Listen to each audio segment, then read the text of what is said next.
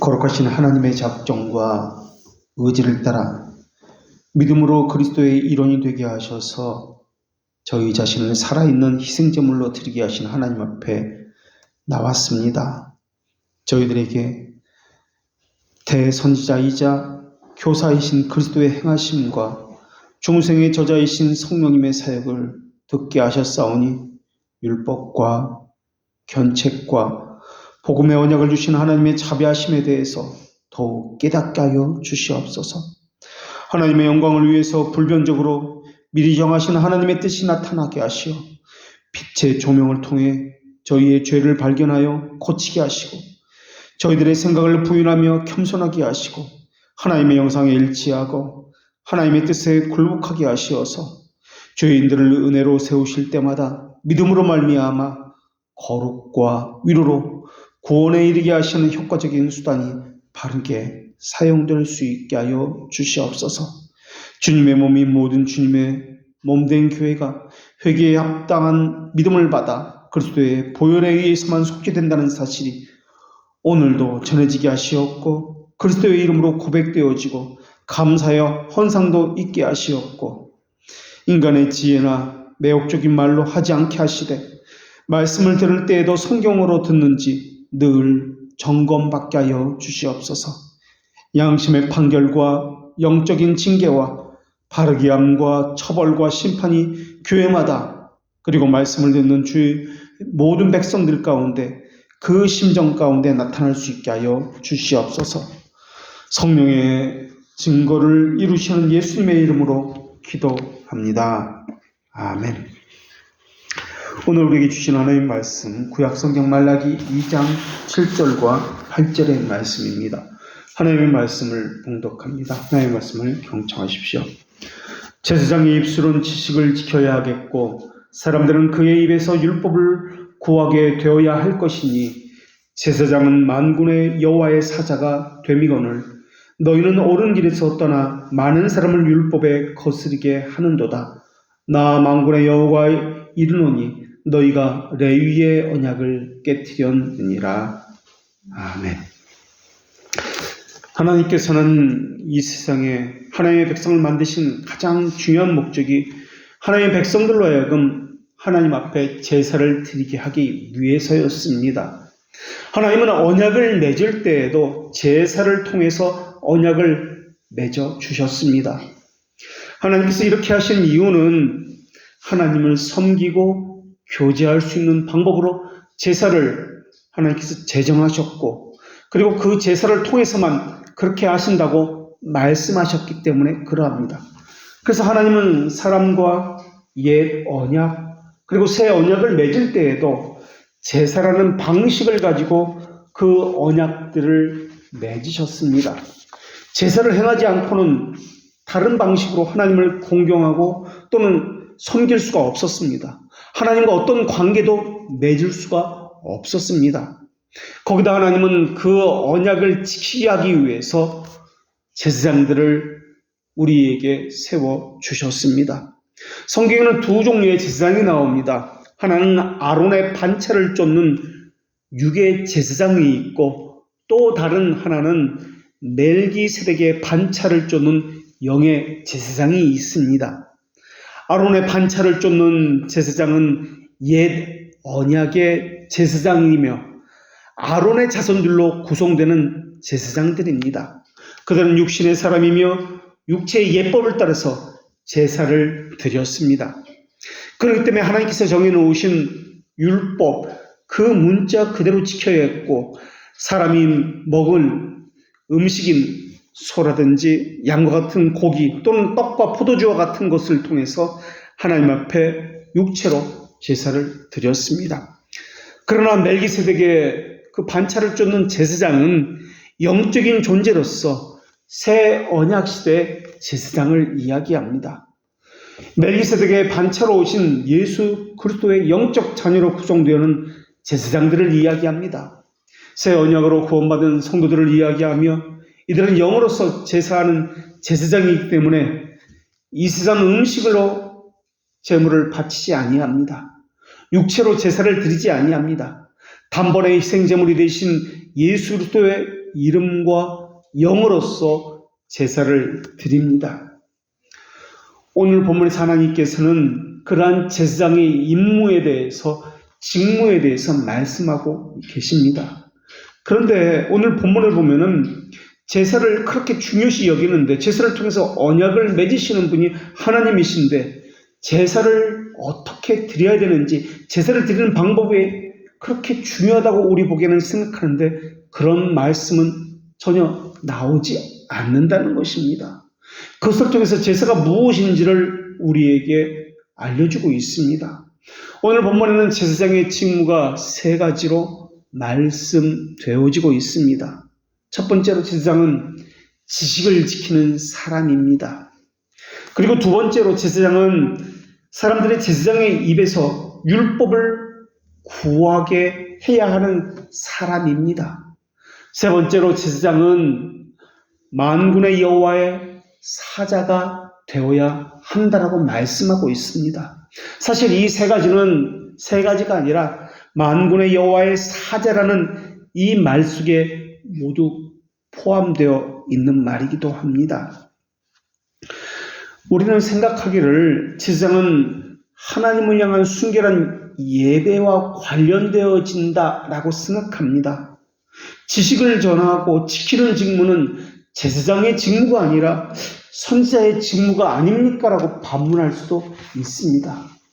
그런데 로마서 15장 16절에 보면은 하나님께서 바울을 통해 이렇게 말씀하셨는데, 이 은혜는 곧 나로 이방인을 위하여 그리스도 예수의 일꾼이 되어 하나님의 복음의 제사장 직분을 하게 하사 이방인을 제물로 드리는 것이 성령 안에서 거룩하게 되어 받으실 만하게 하려 하심이라 라고 말씀하고 있습니다. 이 로마서 15장 16절에 보면 하나님의 복음의 제사장 직분이다 라는 이 말씀이 나옵니다. 이 단어는 성경 다른 곳은 나오지 아니하고 여기만 나오는데, 제사장을 복음의 제사장이다 라고 말씀하고 있습니다.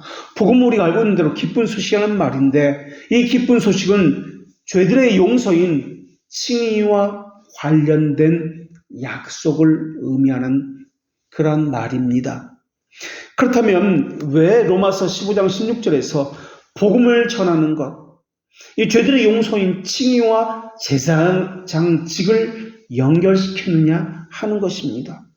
제사장직이라면 자신의 몸을 하나님께 드린다든지 의식을 주관하는 것 아닙니까? 라고 생각할 수 있지만은, 복음을 전하는 것이 제사장이라는 이것에 대해서 로마서 15장 16절에 그 이유가 나옵니다. 이방인을 제물로 드리는 것이 성령 안에서 거룩하게 되어 받으실 만하게 하려 하심이라. 바로 여기에 답이 있습니다. 제물로 드리는 것은 그냥 드려서는 안 되고 성령 안에서 거룩하게 되어야 한다라고 말씀합니다. 성령 안에서라는 말의 의미는 성령님의 사역을 말하는 것으로, 성령님은 말씀과 영으로서 믿음을 심어주시고 강화시켜 주시는 사역을 하시는 분이 성령입니다. 이것을 돌트레이트 3, 4장 6항에서는 성령의 활동이라고 하면서 이 성령님의 활동을 화해의 말씀과 화해의 사역이라고 말씀하고 있습니다. 화해의 사역과 화해의 말씀이라는 이것은 죄들의 용서에 대한 약속에 대한 사역을 의미합니다.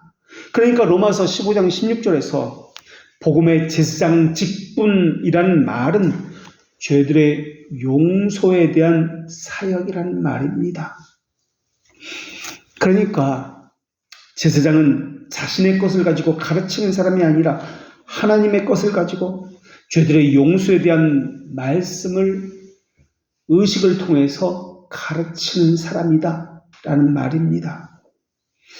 이 말은 성경을 해석할 때 그리스도께서 행하신 죄들의 용서를 바라보게 하는 해석이 아니라면 모두가 다 틀린 해석이라는 말입니다. 그래서 제사장직도 선지자직도 왕의 직분도 모두 그리스도로 말미암고 그리스도를 향하게 하는 직분입니다. 선지자는 율법의 단순한 해석자입니다. 그런데 선지자는 하나님의 말씀을 해석을 하면서 이때 해야 하는 일이 있습니다. 단순히 해석하는 것이 아니라 그 말씀의 실체이신 그리스도를 바라보게 하는 사람이 선지자라는 것입니다. 제사장도 마찬가지입니다. 제사장은 절기, 의식, 예법을 시행하는 사람입니다. 이 율법의 절기, 의식, 예법을 시행하면서 그것을 시행하는 사람이 아니라 그것의 실체이신 예수 그리스도를 바라보게 하는 사람이 제사장이다라는 것입니다. 다시 말하면 그리스도를 바라보게 한다는 것은 죄들의 용서에 관한 것을 오직 예수 그리스도의 피로서만 얻을 수 있다고 가르친다는 말입니다. 그래서 그 직분이 무엇이든지 죄들의 용서를 보여주는 사역을 해야 하는 것이 제사장, 선지자, 왕의 직무라는 것입니다. 거기다가 하나님의 언약은 개인에게 준 것이 아닙니다. 그렇기 때문에 목사에게는 권한이 없습니다. 언약의 말씀 그 자체에 권한이 있습니다. 그래서 목사가 해야 할 가장 중요한 일은 이것이 하나님의 말씀인가 내 것을 전하는 것인가 구분해야 하는 것입니다. 그리스도를 바라보게 하는 것인가 나를 바라보게 하시는 것인가 이것을 늘 염두에 두고 말씀을 전하고 또한 사역을 해야 합니다. 그래서 제사장 직무는 절기, 의식, 제물을 잘 드리게 하고 그것을 바라보게 하는 사람이 아니라 그것에 담긴 실체이신 영원한 제물이신 예수 그리스도를 바라보게 하는 사람이라는 것입니다. 복음에는 죄들의 용서라는 언약이 담겨 있습니다. 제사장이 가르치고 바라보게 하는 것은 바로 그 예식을 통해서 복음이 말하고자 하는 죄들의 용서 이것을 발견하게 하는 사람이라는 것입니다. 그래서 직책으로 부르심을 받고 그것을 행할 때마다 선지자든 제사장이든 왕이든 주님의 입으로만 말을 해야 합니다. 주님의 입으로 말을 해야 한다는 말의 의미는 자기 것을 전해서는 안 되고 하나님의 것을 전해야 한다는 말입니다. 그래서 교회를 세우는 유일한 방법은 사역자들 스스로 그리스도의 권위를 보존하는 것입니다. 그리스도의 권위가 보존되지 아니하고 사람에게서 그 권위가 나타난다면 그것은 주님의 교회가 아니라는 말입니다. 주님의 입에서 나오는 것을 들어라라는 이 명령은 사람이 그 어떤 것도 고안해 내지 말고 그 고안해 낸 것을 행하지 말라라는 말입니다. 그 의미는 자신이 전달하는 말씀은 사람의 것이 아니라 주님의 것이어야 한다는 말이기도 합니다. 성령님은 말씀과 함께 우리에게 하나님을 아는 지식을 줍니다. 이때 하나님을 아는 지식은 자비에 관한 지식이며 그리스도의 죄들의 용서에 관한 지식입니다. 호세아서에 볼 수 있듯이 이것은 하나님을 아는 지식이라고 이야기합니다. 다시 말하면 그것은 사람의 지식이 아닙니다. 그가 누구든 하나님을 아는 지식을 전해야만 합니다. 그렇기 때문에 주님의 입으로 말을 한다는 것은 하나님의 지식을 전한다는 의미입니다. 하나님의 지식을 전하는 책임을 가진 사람이 바로 제사장이었습니다. 내 백성이 하나님 아는 지식이 없으므로 망한도다. 내가 지식을 버렸으니 나도 너를 버려 내 제사장이 되지 못하게 할 것이요. 너희가 하나님의 율법을 잊었으니 나도 너희 자녀들을 잊어버리라. 호사야서도 이 제사장직을 하나님을 아는 지식과 연결시켜서 우리에게 전해주고 있습니다. 그러니까 제사장의 주된 임무는 하나님을 아는 지식의 총체인 하나님의 말씀을 가르치는 것이었습니다. 신명기 33장 10절 말씀에서도 하나님은 레위에게 복을 내리시면서 제사장의 직무가 이것이다라고 말씀해 주고 계십니다. 주의 법도를 야곱에게 주의 율법을 이스라엘에게 가르치며 주 앞에서 분향하고 온전한 번제를 주의 단 위에 드리리이다. 번제를 드리고 분향하는 것이 먼저가 아니라고 말씀하고 있습니다. 예배가 먼저가 아니라 바르게 가르치는 것, 바르게 배우는 것이 먼저라는 것을 말씀하고 있습니다. 그래서 오늘 본문에서 제사장의 입술은 지식을 지켜야 하겠고 라는 말씀을 통해서 타락한 제사장과 비교하는 말씀이 전해지고 있는 것입니다. 그렇다면 타락한 제사장의 모습은 어떤 모습입니까? 지식을 지키지 않았습니다. 그들은 속였습니다. 왜곡합니다. 하나님이 전하라고 주신 그리스도의 구속사역을 통한 죄들의 용서에서 무엇을 빼거나 무엇을 더했습니다. 이것만이 유일하게 전해야 될 복음이것만 그렇게 하지 않았습니다. 교회 역사를 보면 그렇게 하지 않은 고안물을 가장 잘 만들어내는 일들이 있었는데 그것이 로마 가톨릭이었습니다. 그런데 이 로마 가톨릭의 이 교리들이 어느 순간에 프로테스탄트 교회 안으로 들어와서 프로테스탄트, 소위 말하는 개신교도 배교하게 만들었습니다. 오늘날 교회를 보십시오. 하나님이 명하지 않은 것들로 가득 차 있습니다. 하나님에게 권한을 두는 것이 아니라 사람에게 권한을 두고 그 고안물들을 만들어서 이것은 하나님의 권위에서 나온 것이다 라고 말을 하고 있습니다. 가장 이것을 잘 만들어낸 사람들이 로마 가톨릭인데, 로마 가톨릭은 자기들이 만들어낸 제도 안으로 들어오지 않으면 다른 종파들은 분리주의자고 분파주의자다 라고 그렇게 말하고 있습니다. 로마 가톨릭만이 참된 교회라고 그들은 주장을 합니다. 그리고 다른 종파들은 이교도들이다, 낙은 찍고 저주와 파문을 내리고 있습니다. 자기들이 세운 고안물 안으로 들어와야 좋은 신앙이다, 좋은 믿음이다 라고 말을 하고 있습니다. 로마 가톨릭은 베드로를 제1대 교황이라고 부릅니다. 그런데 베드로도 하지 않았던 독신제도를 만들어내서 그들은 독신제도를 그들의 교리로 그렇게 정했습니다. 성경에 나오지도 않는 사순절을 만들어냈고 이것을 지키라고 명령하였습니다. 절기만 보더라도 로마 가톨릭은 성주간이라는 것을 만들어냈고 성지주의라는 것을 만들어냈습니다. 제수요일 모든 성인의 날을 만들어냈고 요셉과 마리아가 아기 예수를 성전에 봉헌한 날을 기념해서 초축성일이라는 것을 만들어냈습니다.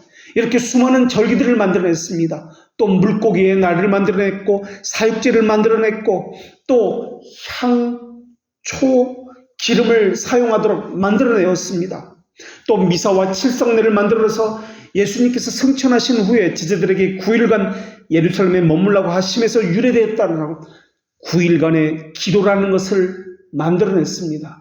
이것을 9일 기도라고 이야기합니다.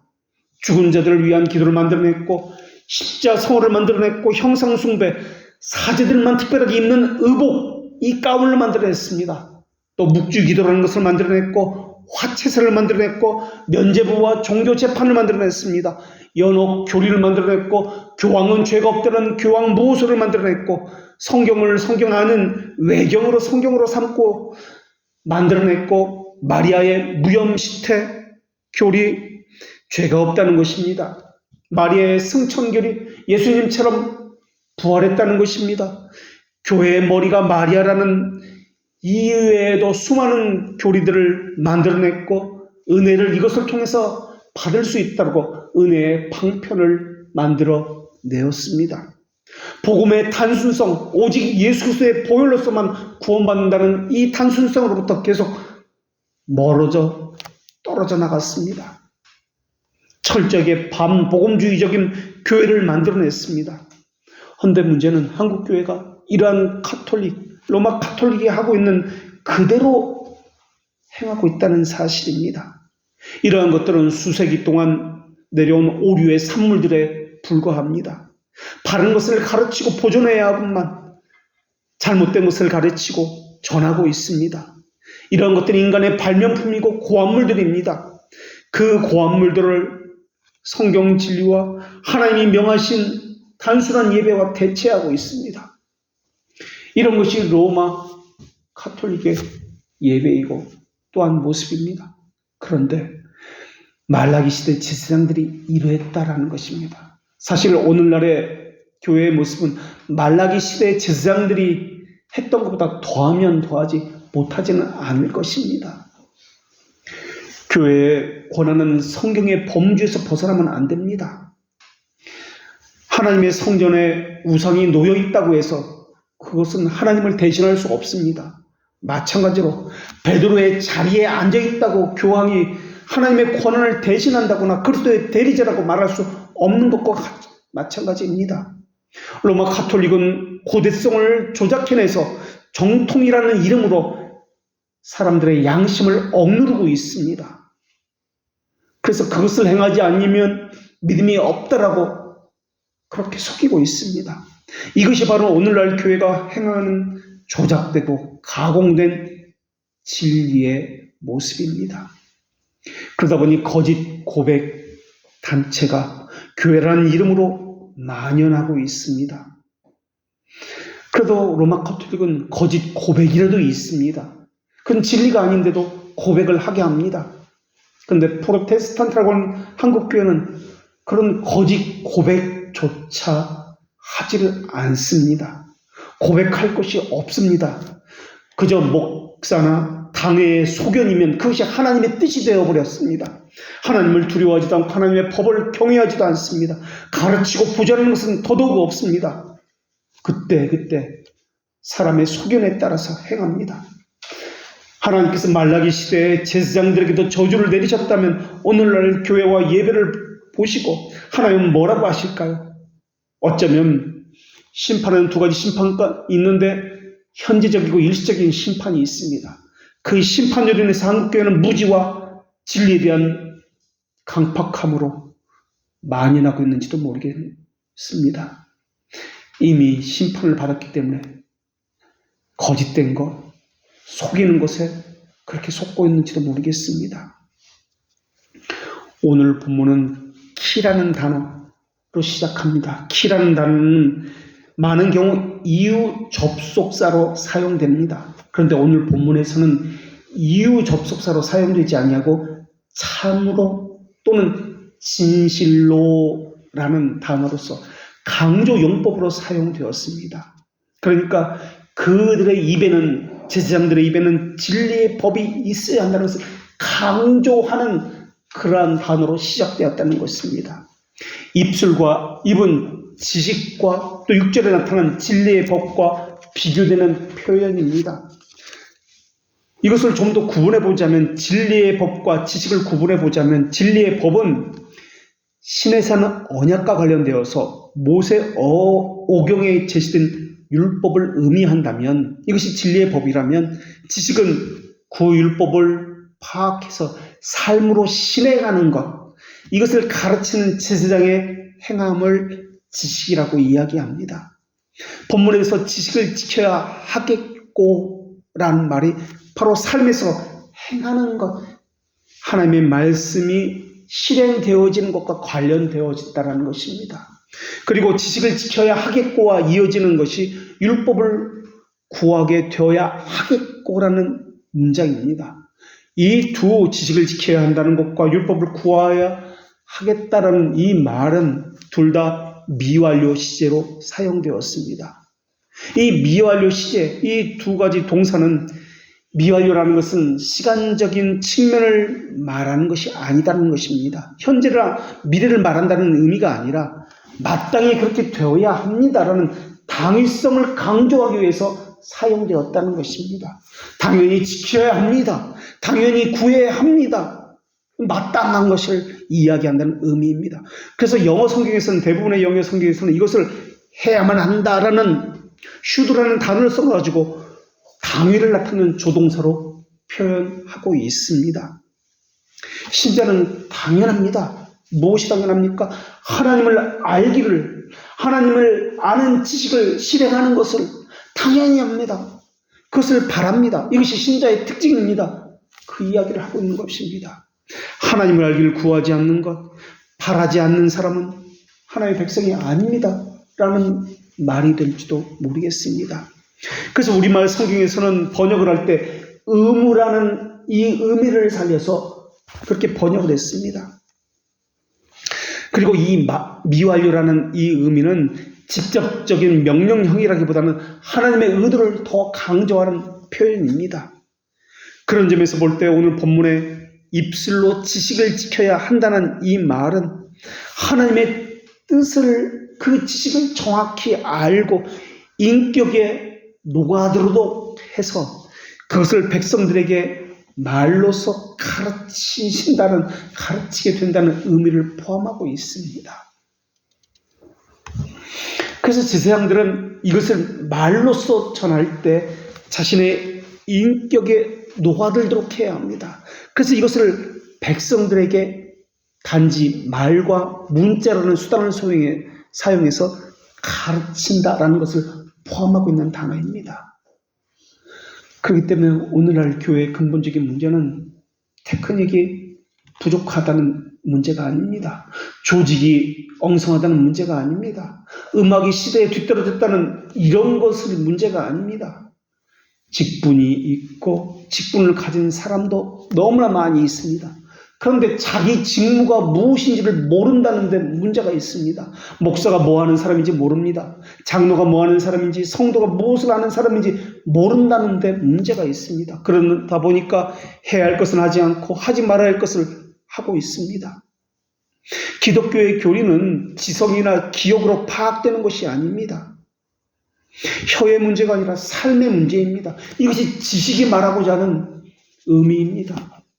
근데 한국교회는 진리에는 관심이 없습니다. 신자라고 말하면서도 진리를 찾지 않습니다. 이것은 무언가 잘못된 것입니다. 진리에 관심이 있다면 그렇게 하지 않습니다. 17세기 데카르트의 합리론과 베이컨의 경험론 이후에 사람들은 철학적 사고에 물들어서 진리를 이성적 판단으로 증명된 것을 진리라고 말하기 시작해왔습니다. 그 진리는 객관성이 파기되어 온 진리입니다. 주관성에 의해서 좌우되는 진리입니다. 세상 정신은 그대로 교회 안으로 들어와서 진리의 절대성은, 객관성은 파괴되어 버렸고 진리를 모두 상대적인 것이고 주관적인 것으로 바꿔버렸습니다. 그러다 보니까 모두가 옳다는 것으로만 남게 되었습니다. 그러다 보니 교회는 교회별로 그들이 가진 진리가 다 다릅니다. 믿음의 내용이 일치되는 것이 하나도 없습니다. 목사는 목사의 생각이 하나님의 뜻이라고 여기고 있습니다. 장로회는 장로회대로 그들의 결정이, 당회의 결정이 하나님의 뜻이다라고 생각합니다. 마치 루터 시대의 로마 카톨릭처럼 종교회의가 오류가 없다고 생각하는 것과 마찬가지입니다. 교황에게 오류가 없다고 생각하는 것과 마찬가지의 그러한 일들이 오늘날 교회에서도 여전히 일어나고 있습니다. 교인에게는 무조건적인 종교회의의 명령에 따라야만 합니다. 교황의 교지에 무조건 순종하는 의무만 있게 된 것이 오늘날 교회의 모습입니다. 그러다 보니까 교회가 가져야 할 분명한 진리에 대한 점검도 하지 않습니다. 진리를 소유하고 있지도 않는데 무슨 진리의 점검이 필요하단 말입니까? 그저 그들은 의식 참여만 하면 이것이 참된 신앙이다 라는 것만 남게 되었습니다. 이것이 바로 미사입니다. 오늘날 한국교회는 미사를 여전히 행하고 있습니다. 말로는 종교개혁의 후예라고 이야기하면서 말입니다. 거기다가 자연에 대한 숫자와 규모적인 수량적 지식만을 진리로 여긴 칸트 이후의 사람들에게처럼 더더욱 기독교 진리는 용납할 수 없는 지식이 되었습니다. 이건 철학입니다. 공리주의에 불과합니다. 데카르트와 칸트로 이어지는 주관적 진리 개념은 해결로 오면서 더더욱 철저하게 상대화되기 시작했습니다. 그러다 보니까 교회 안에는 모두가 각자가 생각하는 대로 믿어도 상관없는 시대가 되어버렸습니다. 자기가 생각하는 그것이 의무가 되었고 책임되었습니다. 내가 더 중요하다고 여기는 그것이 내가 먼저 해야 할 일이 되어버렸습니다. 교회는 질서가 사라져버렸습니다. 신자로서의 의무도 사라져버렸습니다.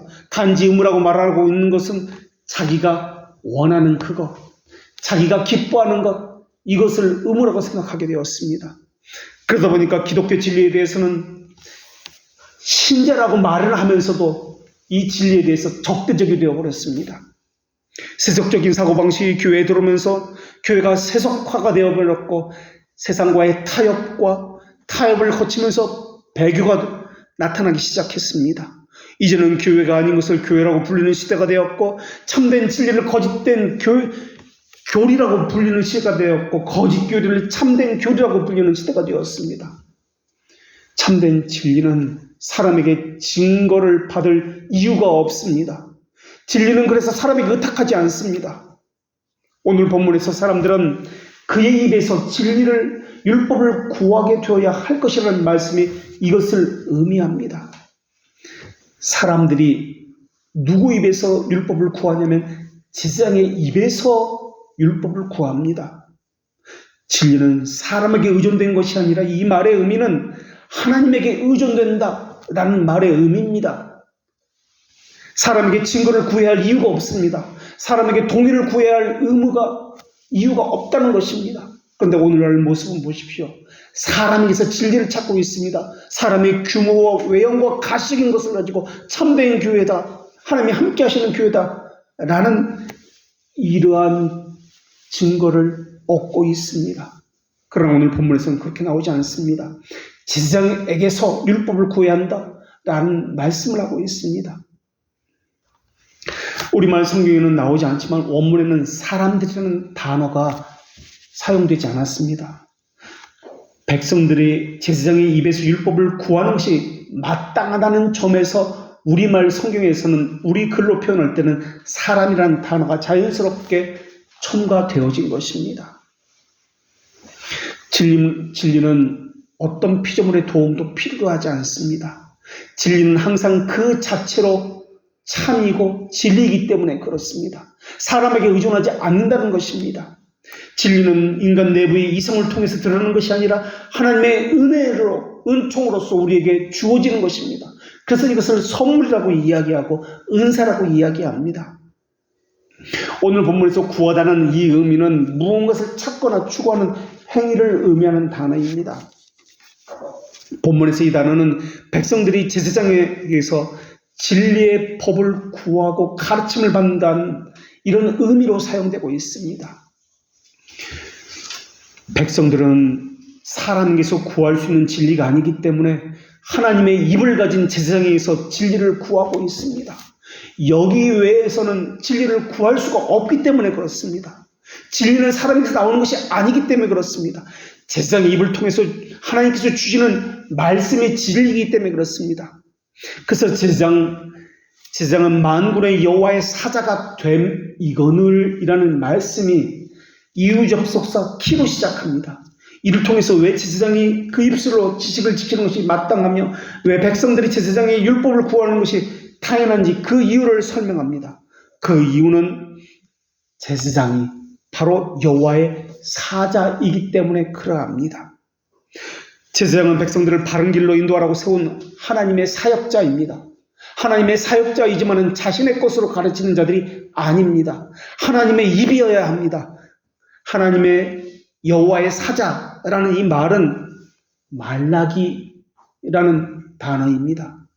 이 말라기가 여호와의 사자라는 뜻입니다. 그런데 여호와의 사자라는 말의 의미는 천사를 지칭할 때 사용되었던 말입니다. 그런데 이 말라기라는 이 천사를 지칭했던 하나님의 사자라는 이 호칭이 학계에서부터 그리고 말라기 오늘 본문에서도 인간에게 사용되기 시작했습니다. 제사장이 얼마나 중요한 위치이고 얼마나 중요한 직무를 가졌는지 단적으로 보여주는 이 단어가 이 말라기라는 단어입니다. 그래서 7절에서는 제사장을 여호와의 사자 말라기다, 메신저다 라고 부르고 있습니다. 이건 사람에게 붙일 수 있는 호칭이 아니었습니다. 아주 혁명적인 호칭입니다. 더 혁명적인 것은 7절에서 한 집단 전체, 한 공동체, 그러니까 레위인 전체를 말라기다, 사자다, 여호와의 사자다 라고 부르고 있다는 점입니다. 말라기 이전에는 제사장에 적용된 적이 없는 그런 호칭이었습니다. 그러니까 레위인 전체 지파, 이들이 제사장으로서 하나님의 전권을 부여받은 계시의 중재자로서 하나님께서 말씀하고 계시다라는 것입니다. 이것은 엄청나게 영예로운 일입니다. 하나님께서는 그들을 천사처럼 높이 사용하고 계시다는 증거입니다. 그런 그들이 지금 타락한 모습으로 하나님의 말씀을 전해야 되는 말라기가 자기 것을 전하고 있습니다. 고안된 것, 하나님의 말씀에서 덧붙이고 제하여서 다른 복음을 전하고 있습니다. 물론 제사장의 사역은 쉬운 일이 아닐 것입니다. 제사장의 직무를 온전히 수행하는 것은 제사장이 신뢰를 얻을 때만 가능합니다. 신뢰를 얻는다는 말은 하나님의 사자로서의 신뢰를 얻는다는 말입니다. 신뢰를 얻는다는 말은 사람들이 그 입에서 율법을 구하게 되는 것에서 일어납니다.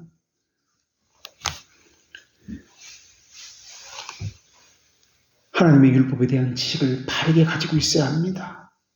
하나님의 사자로서 바르게 전해야만 합니다. 이럴 때에만 신뢰를 얻을 수 있습니다. 제사장들은 천사처럼 하나님의 대변자입니다. 하나님의 뜻을 전하는 직임을 갖고 있는 사람들입니다. 그런데 이것이 타락하기 시작했습니다. 이것을 교묘하게 이용하는 사람들이 나타나기 시작합니다. 그것이 바로 로마 가톨릭입니다. 로마 가톨릭은 교황에게 하나님의 사자다, 말락이다, 대리인이다 라는 말을 사용하기 시작하였습니다. 교황이 앉는 의자를 흰색으로 만들었습니다. 아주 큰 흰 보좌, 이 보좌는 교황이 앉는 자리는 요한계시록 20장 11절에 나오는 하나님의 보좌를 모방한 의자입니다. 그리고 교황이 앉는, 로마 가톨릭 교황이 앉는 의자 좌우에 천사의 형상을 조각을 세워 두었습니다. 이것은 이사야 37장 16절에 나오는 천사들을 모방해서 세워둔 것입니다. 그리고 교황은 하나님의 자리를 대신하였음을 상징하고 있습니다. 로마 가톨릭은 교황은 너무나 높고 존엄하기 때문에 인간이 아니라고 이야기합니다. 하나님과 같은 하나님의 대리자라고 이야기합니다. 그래서 순결하고 죄가 없다고 이야기합니다. 무엇을 하든지 오류가 없다고 이야기합니다. 십자군을 일으켰던 이노첸조 3세는 화채서를 제정합니다. 그리고 이노첸조 3세는 이렇게 이야기합니다. 나는 그리스도보다 더욱 자비롭다. 왜냐하면 나는 영혼들을 영혼에서 건져내는 반면에 그리스도는 영혼들을 연옥에 가두어 버렸기 때문이다 라고 말을 했습니다. 로마 가톨릭은 1894년 6월 20일 교황의 교지를 내립니다. 그리고 교황들은 이 지구상에서 전능하신 하나님의 자리를 대신한다 라는 교지를 선포했습니다. 그래서 교황은 세 가지를 지배하는 이 모자를 상징하는 3층 면류관의 모자를 쓰고 있습니다. 교황은 하늘의 왕이며, 교황은 지상의 왕이며, 연옥의 왕이라는 상징이 이 교황의 모자입니다. 그래서 3층 세 가지로 구분된 그런 모자입니다. 그리고 또 로마 가톨릭 교황은 이런 교지를 내렸는데, 성경에서 교회의 머리가 되시는 그리스도를 지칭하는 모든 명칭들과 그분의 권위에 대한 모든 내용은 모두 다 교황에게 적용된다라는 교지를 내립니다. 그러나 하나님은 이렇게 말씀하셨습니다. 그것이 바로 오늘 본문의 말씀인데, 너희는 옳은 길에서 떠나 많은 사람을 율법에 거스리게 하는도다. 8절에서 제사장에 대한 고발과 진술이 그러합니다. 8절은 그러나 너희는 이라는 단어로 시작합니다. 이 말씀은 서로 다른 두 집단을 대조하는 모습과 상태를 강조하는 표현입니다. 너희 조상들, 처음에 레위 지파의 제사장들과 너희들은 지금 너무나 다르다라는 것을 말씀하고 있습니다. 처음에 레위 지파 제사장들은 하나님과 동행을 하면서 6절의 말씀대로 우리가 살펴보았습니다. 많은 사람을 돌이켜 죄악에서 떠나게 했다라고 말씀합니다. 그런데 너희들은 정반대로 스스로 정도에서 벗어나 많은 사람을 율법에서 거치게 하고 있다라고 합니다. 거치게 하였다는 말은 돌뿌리에 부딪혀 넘어지게 하고 있다라는 뜻입니다. 제사장은 율법을 통해서 사람들을 바른 길로 인도해야 합니다. 그런데 오히려 율법을 통해서 넘어지게 하고 있다라고 하고 있습니다. 백성들이 이런 제물을 하나님 앞에 드려도 됩니까? 물어보면 제사장들은 그래도 된다라고 말을 해주었다는 점에서 죄를 짓게 했다라는 것을 말하고 있는 것입니다. 그것은 안 된다고 말을 해야 합니다. 거룩한 것만 되어야 한다고 말을 했어야 합니다. 알고도 말하기 싫어 넘어가는 경우도 많았을 것입니다. 인간관계 때문에 불편한 것이 싫어서 넘어가는 경우도 많이 있었을 것입니다. 사람을 돌이켜 죄악에서 떠나게 해야 하는데 그들을 훈계하고 권면하고 기강을 세우고 질서를 세워야 하는데 귀찮아서 인간관계가 깨어지는 것이 싫어서 죄 가운데 그냥 머물러 두는 경우도 있었을 것입니다. 우리식으로 말해볼까요? 성경을 읽지 않아도 그냥 내버려 두었고 묵상을 하지 않아도 그냥 내버려 두었고 해야 할 의무를 하지 않아도 모른 척하고 그저 교회 의식에만 참여하면 그것을 예배에 참여하는 것이라고 여기도록 내버려 두었다는 말입니다. 그렇게 해도 양심의 평안을 가질 수 있다고 방치하는 것이 바로 이들이었다는 말입니다. 이러한 제사장들로 인해서 하나님은 그 공동체에 생명과 평강을 주시겠다는 레위 언약을 깨트리고 계십니다. 왜 이스라엘 공동체에 생명과 평강이 없습니까? 죄들을 그대로 방치하는 제사장들 때문에 그러합니다. 하나님은 많은 사람을 율법에 거스르게 한다라고 말씀하시면서 제사장들의 죄악을 직설적으로 지적하셨습니다. 우리 보기에는 그 별거 아니잖아. 그럴 수도 있지. 그런 거 가지고 뭐 그렇게까지 해. 그것은 우리 생각입니다. 사람이 좋고 사람 편하게 해줘야 되는 거 그거 아니야. 그렇게 해야 되는 거 아니야. 그게 뭐가 잘못됐어. 사람의 형편도 있잖아. 사람의 상황도 좀 고려해야지. 사람이 어떻게 그렇게까지 빡빡하게 그래?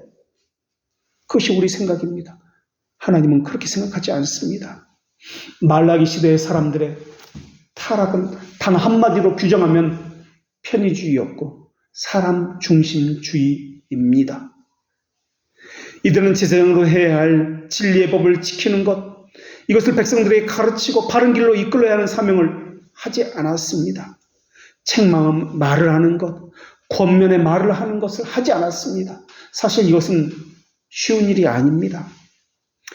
하기 싫어서 모른 척 그냥 내버려두는 경우도 많이 있습니다. 내가 하고 싶지 않으니까 다른 사람이 대신에 해주었으면 하는 경우도 많이 있습니다. 그러다 보니까 제사장들은 자신들이 해야 할 일을 하지 않고 백성들로 하여금 율법에 넘어지도록 하는 일들이 많이 있었습니다. 그래서 하나님은 제사장들이 그들이 먼저 온 길에서 떠났다고 말씀하고 있습니다. 이 말씀은 문자적으로 그 길로부터라는 의미입니다. 그 길은 7절에 진술한 대로 여호와의 사자인 제사장이 당연히 걸어야 할 진리의 법과 지식을 지키는 것이었고 그 백성들을 가르치고 그들을 진리로 이끄는 길이었습니다. 그런데 제사장들이 먼저 그 길로부터 벗어났다는 것입니다. 그 결과 나타나는 것이 백성들이 율법을 거스르게 하였다는 것입니다. 거스르게 한도다라는 이 말은 원어적으로 보면 흔들흔들 술 먹고 비틀거리는 모습을 나타내는 동사입니다. 우리말 성경에서는 거스르게 하는도다라고 번역되었지만은 영어 성경에서는 이것을 비틀거리다, 술을 먹고 비틀거리는 것, 마약에 취해서 비틀거리다라는 의미로서 번역을 했습니다. 이 단어는 능동용어로 사용되어서 백성들이 율법을 바로 가르치지 않은 결과적으로 나타나는 것이 백성들이 바로 걷지 못하고 비틀비틀 걸었다는 겁니다. 그래서 그릇된 길로 들어가지고 갈피를 잡지 못하고 아무렇게나 행했다는 의미로 사용된 단어가 거스르게 하는도다라는 단어입니다. 그래서 오늘 본문의 이 거스르게 하는도다라는 것은 넘어졌다, 곁길로 가도록 했다라는 의미입니다.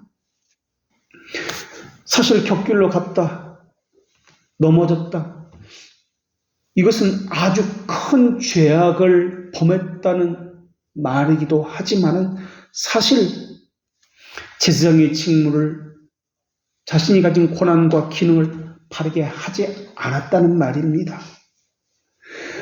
우리가 성경을 통해서 보니까 아주 큰 것처럼 보이지만은 실제로 보면 아주 사소한 겁니다. 별것 아닌 것에 불과할지도 모르겠습니다. 사실 별것 아니라고 하는 치부해버린 일 가운데 하나가 바로 이것인지도 모르겠습니다. 죄성을 대표하는 형태가 무엇이냐면 게으름입니다. 이 게으름은 죄성의 대표적인 모습입니다. 하지 않는 것, 해야 할 것을 미뤄두는 것이 게으름입니다. 우리는 양심에 괴롭게 하는 찔림을 받아야 그나마 육체의 게으름이 수정받습니다. 양심이 찔림을 받을 때는 그래 이렇게 해서는 안 되지. 그때 잠깐 게으름이 수정받습니다. 하나님의 법에 복종하는 첫 번째가, 신자의 첫 번째가 우리의 본성을 부인하는 것입니다. 이것을 자기 부인이다 라고 이야기합니다. 그런 다음에 자기 십자가를 지는 것이 함께 따라 나옵니다. 육체의 본성은 자기를 부인하지 않고 그 자리에 그냥 머물러 있으라 게으름으로부터 시작됩니다. 자기를 부인하는 것이 선행되어야 올바름을 향할 수 있습니다. 회개의 삶을 중생으로 그래야 이해할 수 있습니다. 그러니까 생각의 교리가 아니라 하나님을 향한 열렬함이 중생이라는 말의 의미입니다. 그런데 사람들은 이 자신의 육체의 본성, 선천성을 가지고, 정확히 표현하면 선천성을 가지고 이 게으름을 가지고 지금은 귀찮다. 다음에 하면 되지 뭐. 차일피일 미룹니다. 죄죽이라는 단어에서 배울 수 있는 것은 성령의 칼로 격렬하게 죽지 않으려는 자기를 죽여야 한다는 말입니다. 성령의 말씀으로 죽지 않으려는 자신의 게으름을 죽여야 한다는 말입니다. 무엇을 하지 않도록 죽이는 것도 있지만 무엇을 하지 않는 자신을 죽이는 것도 포함된 것이 죄 죽이기입니다. 종교개혁자들의 공통점은 스콜라주의의 탈피입니다. 여기서부터 벗어난 겁니다. 스콜라주의는 로마 카톨릭을 이야기합니다.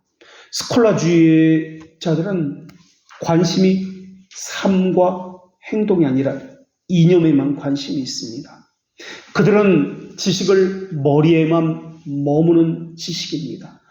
혀의 교리입니다. 그들이 가진 지식은 삶의 교리가 아닙니다. 육체는 자기 사랑으로부터 시작된 것이 게으름입니다. 이 게으름은 별것 아닌 것처럼 보이지만 그것이 향하고 있는 것은 하나님을 향해 있습니다. 그래서 게으름은 단지 게으름이 아니라 하나님을 향한 적대감입니다. 그래서 그들은 게으름 가문에 머물면서 이념적으로만 생각으로만 자기를 위로하고 변명하면서 자기를 가르쳐 고치려고 하지 않습니다. 이것이 말라기 시대 제사장들에게 나타나는 모습들인지도 모르겠습니다. 사실 아예 안 가르쳤다기보다는 일반적인 가르침에 머물렀는지도 모르겠습니다. 그들의 삶 하나하나 꼭 해야 할 책망, 권면하지 아니하고 두루뭉실하게 그냥 가르치고 넘어갔다고 하는 표현이 더 맞을지도 모르겠습니다. 어쩌면 제사장들은 우리처럼 우리 생활 습관에 문화적으로 젖어 들어있었는지도 모르겠습니다. 우리가 살피지는 않았습니다만 이후에는 이방인들과 결혼하는 이러한 것들을 책망하는 모습들이 나타납니다. 이것은 세상의 문화와 혼합되었다라는, 타협했다라는 말이 됩니다. 마찬가지로 우리 역시 자기가 아르미우스 사상을 가지고 신앙생활을 하는지 전혀 모른 채 신앙생활하고 있습니다. 그러면서 바른 신앙을 가졌다고 이야기합니다. 이 세상의 가치관이 교회 안으로 들어와서 자신의 신앙에 묻어져 있습니다. 한국의 근대 교육을 시작한 사람들은 서양 선교사들이었습니다.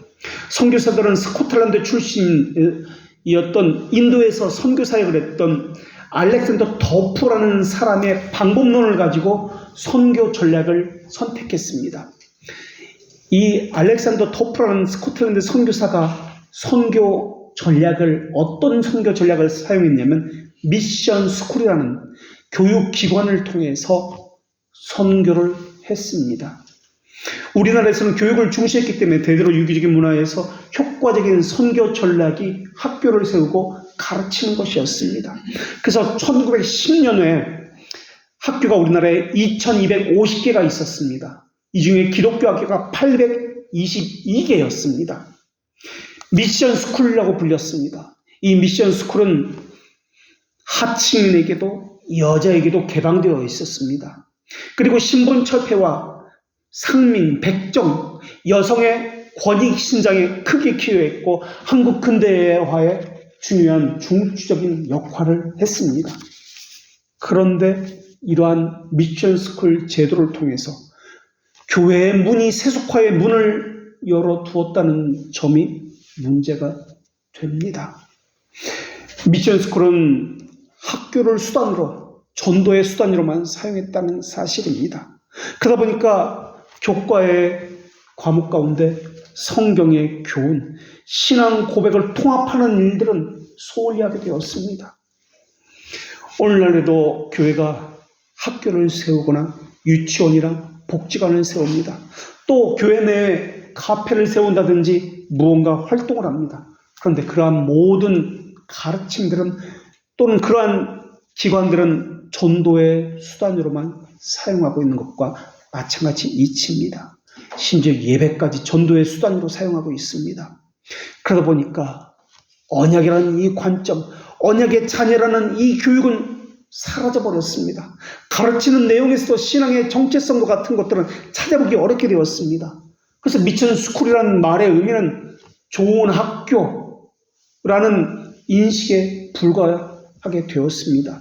그래서 좋은 학교이기 때문에 종교와 상관없습니다. 불교인도 다른 종교를 가진 사람도 아무 꺼리낌 없이 여기에 입학하기를 소망합니다. 교사들도 가짜 세대 증서를 받아가지고 대우가 좋은 학교의 교사가 되기를 그렇게 바래왔습니다. 그러다 보니까 우리나라는 기독교나 불교도나 이런 모든 종교적인 신념을 삶과 별개로 생각합니다. 교육과 종교적인 것을 따로 떼어놓고 시작합니다. 이 동네에도 소위 명문이라 알려진 대순진리회에서 운영하는 학교가 있습니다.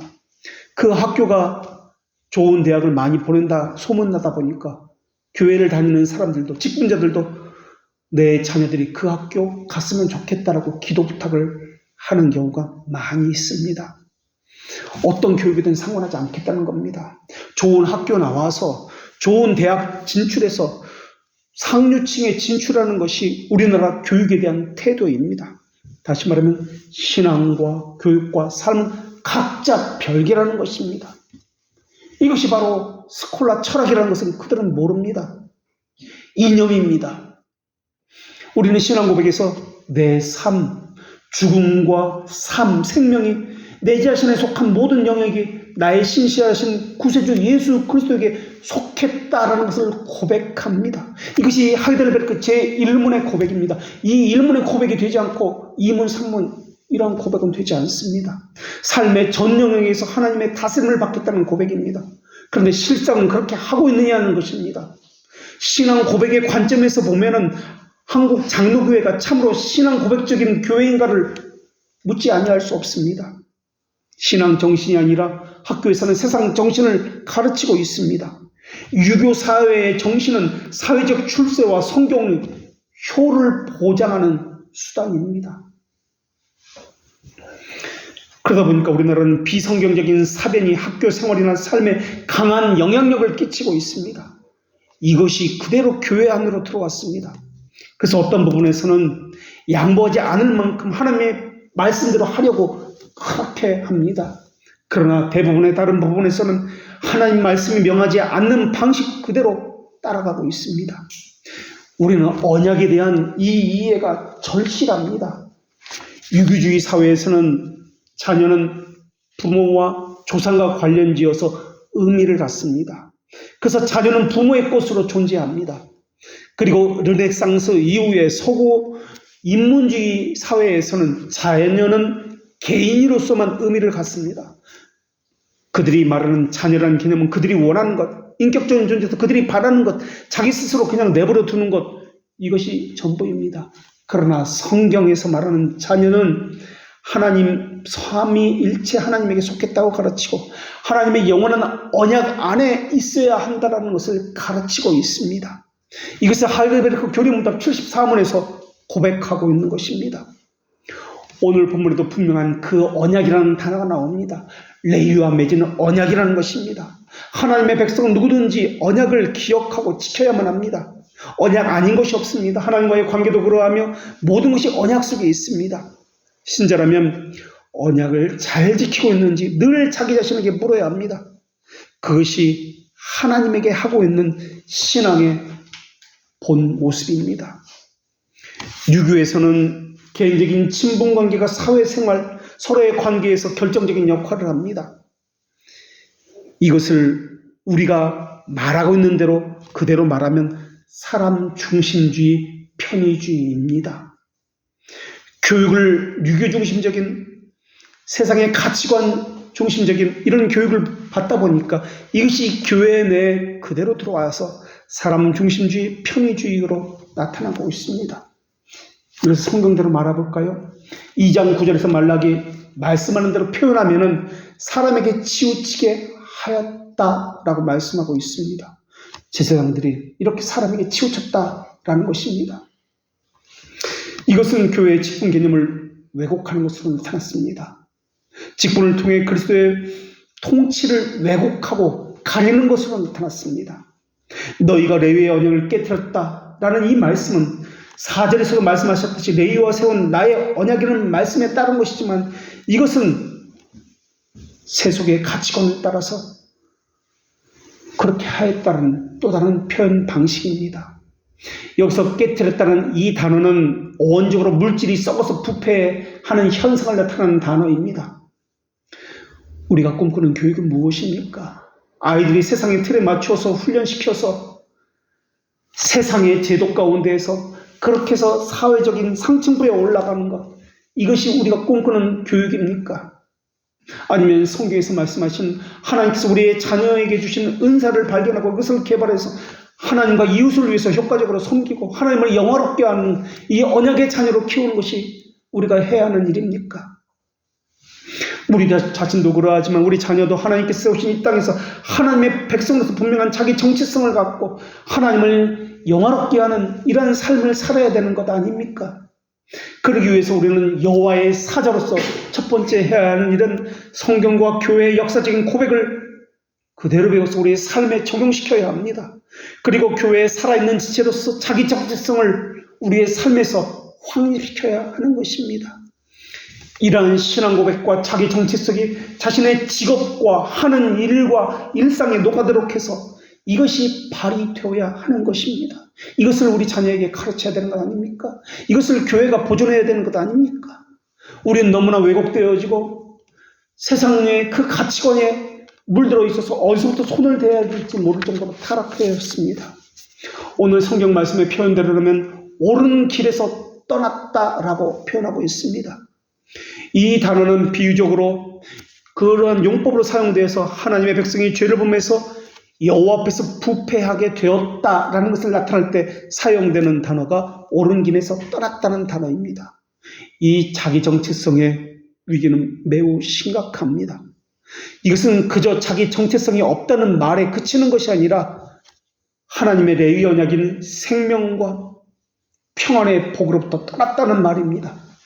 다시 말하면 사망과 저주의 문제를 말하고 있는 것입니다. 성경 곳곳에서 경고하고 있는 하나님의 말씀이 있는데 우리의 자녀들이 세상의 유명한 자들과 또 그들의 딸들과 혼인하는 것이었습니다. 이것은 하나님의 심판을 가져왔습니다. 이것이 타락의 최고의 지름길이었습니다. 성경에서는 이방인과 혼인한다, 결혼한다라고 표현하고 있지만 이것은 다른 말로는 혼합이고 배교를 상징하는 상징적 모습입니다. 진리의 섞임이요 세상과의 타협이요 비판 없는 무조건적인 수용을 이야기합니다. 비판적 반성은 자신의 믿음을 순결하게 보존하고 자신의 속한 사회로 하나님의 교훈을 따라 개혁하는 데 필수적입니다. 교육이든 문화든 신앙이든 그것이 무엇이든지 성경적 비판은 필수적입니다. 왜냐하면 성경적인 비판 없이 성경의 눈으로 바라보지 않고는 바른 신앙을 가질 수 없기 때문에 그렇습니다. 우리는 돌트레이트 캐논을 공부하고 있습니다.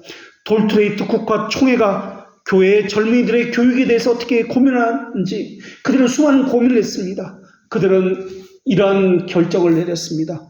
그리고 가정 교리문답을 만들었고, 그 다음 학교 교리문답을 만들었고, 그 다음 교회 교리문답을 순서대로 이 세 가지 양식을 제정해서 가르쳤습니다. 이것이 의미하는 바는 가장 먼저 자신의 부모에서 가정 교육이 첫 번째 자리를 차지한다는 말이고, 그 교육은 반드시 성경 지식이 가장 중요한 위치를 차지한다는 말입니다. 돌트레이트 가정 교리문답은 이렇게 고백을 하며 우리에게 가르치고 있습니다. 자녀들이 다른 사람들에게 짐이 되지 않도록 가르쳐야 합니다. 또 우상 숭배자들처럼 살지 않도록 가르쳐야 합니다. 자기 이웃에게 이롭게 하는 자가 되어야 하며 돕는 자가 되도록 가르쳐야 합니다. 이것이 첫 번째 가르침입니다. 그래서 자녀들의 삶이 하나님을 영화롭게 하고 이웃의 유익이 되어야 합니다. 우리에게 첫 번째로 주는 돌트레이트 가정교육의 언약의 말씀입니다. 우리는 하나님과의 이 말씀에서 영향을 받는 것이 아니라 주변 사람들에게 그 배교적 삶에 의해서 영향을 받고 있습니다. 오랜 역사를 통해서 반면교사를 삼아야 합니다.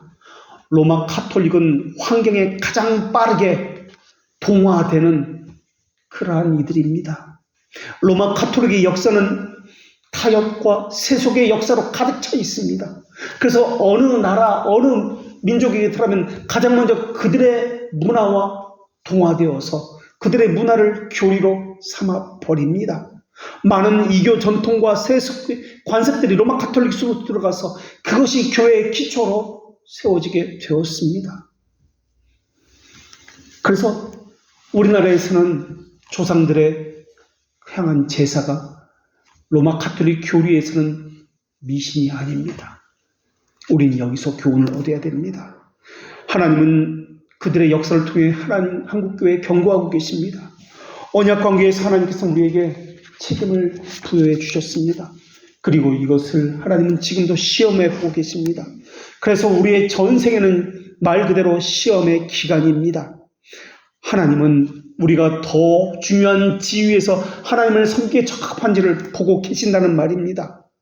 우리의 인격, 우리의 재산, 우리가 가진 재능은 모두 하나님에게 속해 있습니다.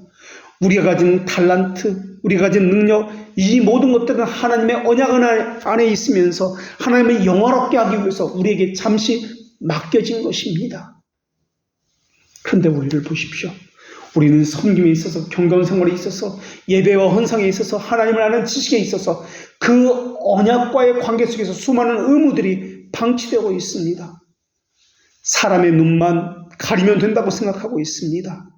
로마 카톨릭에서는 마리아를 모든 은혜의 중보자라고 가르치고 있습니다. 사람들에게 그리스도께 다가가는 길은 그의 어머니를 통해서 다가가는 길이라고 말하고 있습니다. 우리는 세상의 수많은 죄악들로 쇠뇌당하고 있습니다. 자기 육체의 게으름을 가지고 바른 가르침을 받지 못하도록 방해받고 있습니다. 거듭남은 오염에서 하나님과의 친교로의 변화를 이야기합니다. 칭의는 우리에게 자격을 주는 것이지만 거듭남은 적절함을 제공해 주는 것입니다. 왕같은 제장은 우리 모두에게 해당되는 말씀입니다. 그런 의미에서 우리는 모두는 여호와의 사자입니다. 새로운 피조물이 되었다는 말에는 이전에는 없던 것들이 존재하게 되었다는 말이며 변화와 창조가 있었다는 말이며 죽은 자가 아니라 살아있는 자라는 말의 의미며 살아있다는 말의 의미는 생명의 원리를 가지고 있다는 말의 의미입니다. 하나님과의 바른 교제가 있으며 하나님의 가르침을 받아서 자신의 잘못된 것을 수정받는다는 의미입니다. 이들은 하나님의 법도를 가지고 있는 자들입니다. 하늘에 속한 자들은 하늘에 속한 이들과 같이 행하는 자들입니다. 하늘에 속한 것의 영광이 따로 있고 땅에 속한 것의 영광이 따로 있습니다. 하늘에 속한 형상을 입은 자는 생명을 가진 자로서 언약대로 따라 행하는 자들입니다. 우리는 교회와 하나님 앞에 교회 등록시에 이렇게 서약을 했습니다. 그대는 신자다운 생활을 하며 세상과 그 종욕을 버리고 오직 성령님을 쫓아 살되 특별히 하나님의 살아있는 교회로서 지체로서 교회의 거룩함과 화평을 위해 힘을 쓸 것이며 교회 전체의 사명을 드러내고 완수하고 힘쓰고 이를 위해서 개인의 책임과 의무가 있음도 알아서 자신의 생명을 주님 앞에 다 드려 주님을 섬김으로 그 본분을 다하기로 작정하셨습니까? 그때 여러분은 교회와 하나님 앞에서 예라고 대답했습니다. 또 다른 질문에서도 예라고 대답했는데 그 서약의 질문은 이러했습니다. 하나님께서 은혜로 그대를 지켜주시기를 바라지만 혹시라도 그대가 교리나 생활에서 그르치거나 태만하는 일이 있으면 그대는 교회의 질서를 따라서 세워진 직분제를 통해서 교회의 권명과 징계, 권징에 기꺼이 순종할 것을 서약하십니까? 그때 여러분은 교리나 생활에서 게으르게 하는 일이 있으면 권징을 받을 것이라고 서약했습니다. 그리고 등록자만이 아니라 다른 회중들도 동시에 이렇게 서약했습니다. 저들의 문제가 저들 개인의 문제가 아니라 나의 문제요 우리의 문제라는 것을 알고 저들과 함께 서약하십니까? 그때 여러분은 역시 예라고 대답했습니다. 저들의 문제가 아니라 그것은 나의 문제요 우리의 문제라고 말입니다. 그런데도 권면도 없고 서로의 훈계하는 일도 하지 않고 있습니다. 그러면서도 하나님 명하신 말씀과 신자로서 의무가 나들고 있음을 방치하고 있습니다. 마치 말라기 시대 제사장들처럼 말입니다. 하나님은 말라기 시대 제사장들에게 이렇게 말씀하셨습니다. 너희가 레위의 언약을 깨뜨렸느니라. 하나님의 백성은 하나님께서 그들에게 세우신 언약의 조항대로 그대로 순종하고 이것을 기뻐하는 자들입니다. 기도하겠습니다.